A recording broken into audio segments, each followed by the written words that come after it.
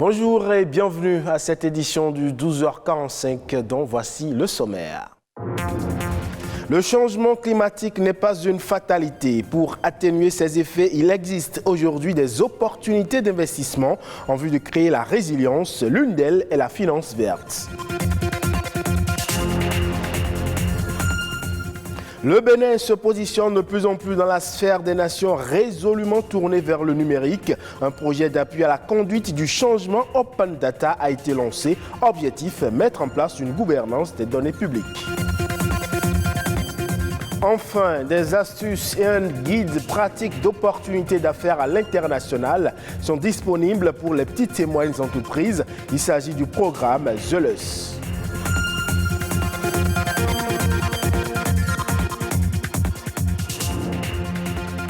Bienvenue à vous si vous nous rejoignez. Vous le savez, la communauté musulmane du Bénin célèbre ce samedi la plus importante de ses fêtes.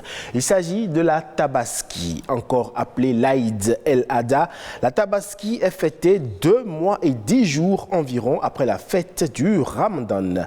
Célébrée chaque année par tous les fidèles musulmans, cette fête religieuse rappelle la soumission d'Ibrahim à Dieu lorsque celui-ci lui demanda de sacrifier son fils Ismaël. À l'occasion, des milliers de moutons sont sacrifiés et BB24 par ma voix souhaite donc à toute la communauté musulmane une bonne fête de la Tabaski. Explorons à présent ce nouveau concept qu'est la finance verte. Elle se définit comme étant une finance qui a pour objectif de lutter contre les changements climatiques. Et pour mieux en appréhender ses contours, il s'est tenu à Cotonou des assises dédiées au financement des projets à fort impact positif sur l'environnement et l'économie durable. Mais alors, comment se positionne le Bénin aujourd'hui dans la finance verte? Réponse à travers cet élément. Acteurs du secteur privé, banquiers, partenaires au développement réunis à Cotonou. Objectif, réfléchir à la contribution du secteur privé dans la mise en œuvre de l'accord de Paris sur le climat. Une question importante au centre de cette 6e édition de la conférence internationale sur la finance verte. Nous sommes particulièrement fiers d'être au Bénin, surtout à cause des avancées réalisées par le gouvernement du Bénin.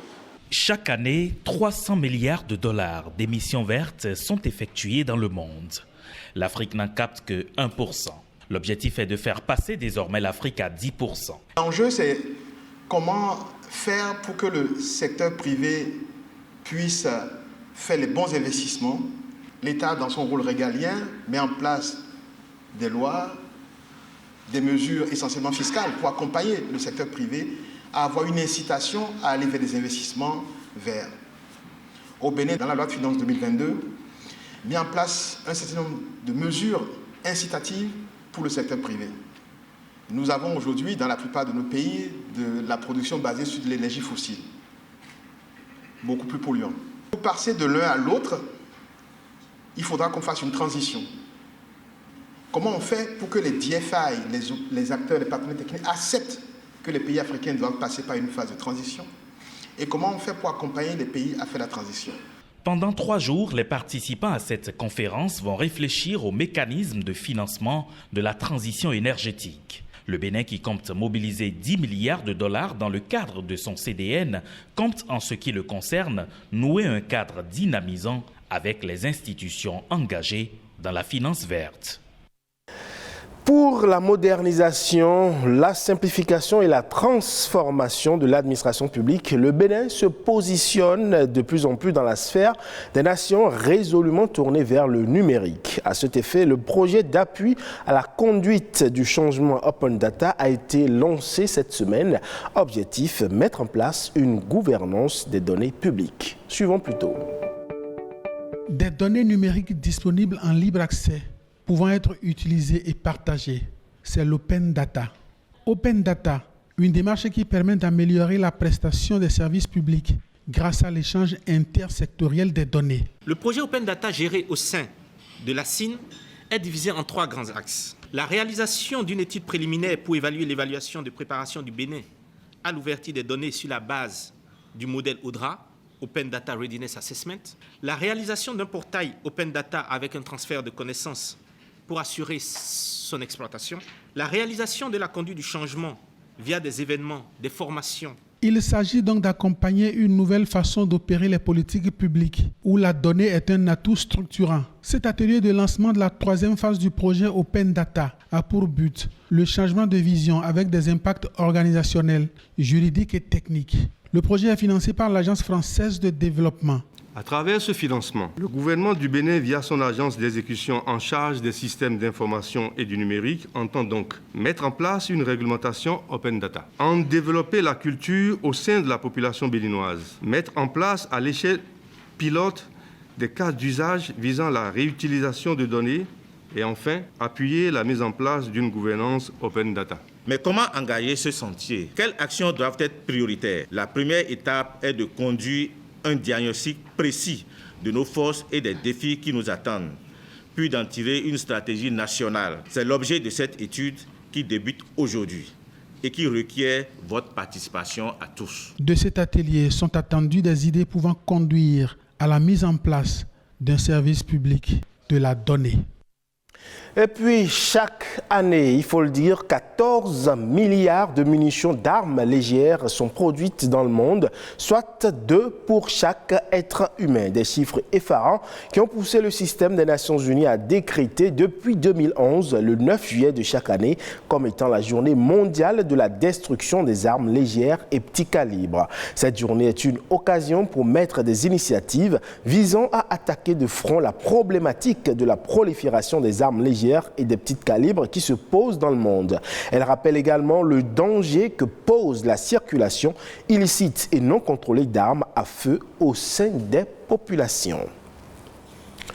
Astuces et guides pratiques de conquête d'opportunités d'affaires à l'international. C'est l'offre d'un programme dédié aux très petites et moyennes entreprises béninoises. Une initiative portée par le groupe Zelus et son partenaire Mass Challenge. Les détails au sujet de ce programme à travers cet élément réalisé par Patrick Diossou et Daniel Ada. Enfin, nous y sommes. Ouf de soulagement pour le lancement du projet Bridge to Mass Challenge, l'un des premiers pas au Bénin du protocole d'accord signé entre, d'une part, le groupe Zelus, basé à Boston aux États-Unis d'Amérique, et d'autre part, l'ANPE, l'Agence nationale pour l'emploi, ainsi que la pièce, Agence de promotion des investissements et des exportations. De cette signature apposée le mardi 14 décembre 2021 à cette opération-ci de formation posée ce mardi 5 juillet 2022, Noël Sadler, telle une mère Noël, se réjouit face au fruit final. Enfin, nous y sommes parce que par le passé, Bridge to Mass Challenge a permis à des startups de bénéficier de financements allant jusqu'à 8,6 milliards de dollars.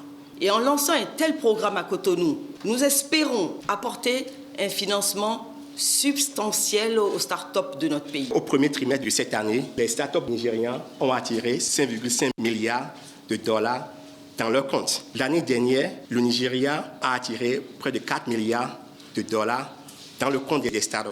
Nous voulons faire mieux que les Nigériens. But visé, mieux que le Nigeria, s'inscrire dans le cœur américain. Je voudrais exhorter à des échanges profonds et transparents avec ses partenaires, dont la seule ambition est d'apporter une plus-value significative à ce qui se fait déjà au Bénin en matière d'accélération de start-up. Objectif final, faire du Bénin, en termes de captation de capitaux internationaux pour les start-up, un hub en Afrique. À présent, faisons le tour d'horizon des autres sujets ayant marqué l'actualité durant ces dernières 48 heures au Bénin. C'est la Nation en bref.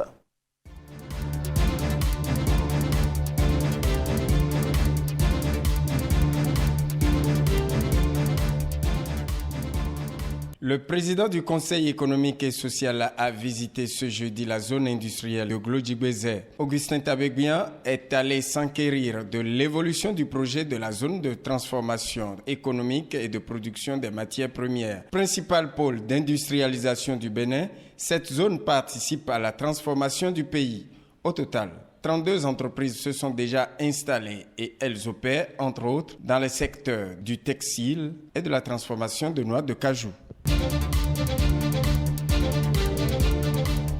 Sortie médiatique du directeur de la Société béninoise d'énergie électrique. Cette rencontre avec les médias fait suite à la mesure sociale prise par le gouvernement pour faciliter le raccordement aux populations. À travers cette conférence de presse, Gérard Zagodnik a expliqué les modalités pratiques d'avant-démarrage des 10 branchements. Le prix du raccordement est fixé à 20 000 francs avec une possibilité de 2 millions d'abonnés. La mise en œuvre de cette mesure va coûter 107 milliards de francs CFA à l'État.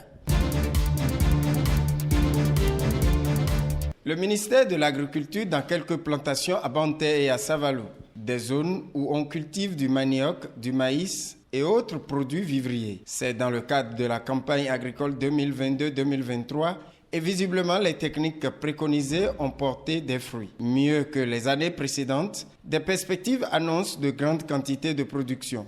Sur place, les autorités inspectent régulièrement de vastes étendues de terres cultivées et expriment leur satisfaction. Partout au Bénin, les agriculteurs sont invités à plus d'efforts pour une production de qualité au terme de la campagne agricole.